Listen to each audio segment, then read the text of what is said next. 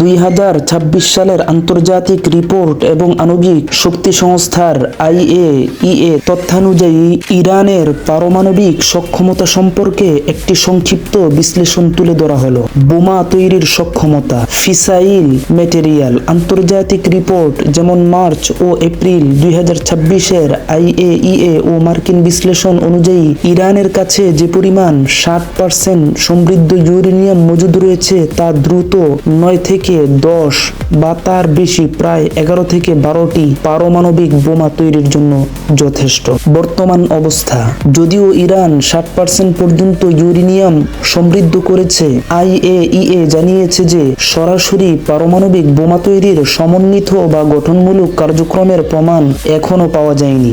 বাস্তবতা ও চ্যালেঞ্জ। 2025 সালের জুন মাসে যুক্তরাষ্ট্রের হামলার পর ইরান তাদের সমৃদ্ধ ইউরেনিয়াম ভূগর্ভস্থ বা আড়ালে সরিয়ে নিয়েছে বলে ধারণা করা হয়। তাই এই মজুদ উদ্ধার এবং তা ব্যবহারযোগ্য করে তোলা ইরানের জন্য একটি বড় প্রযুক্তিগত চ্যালেঞ্জ।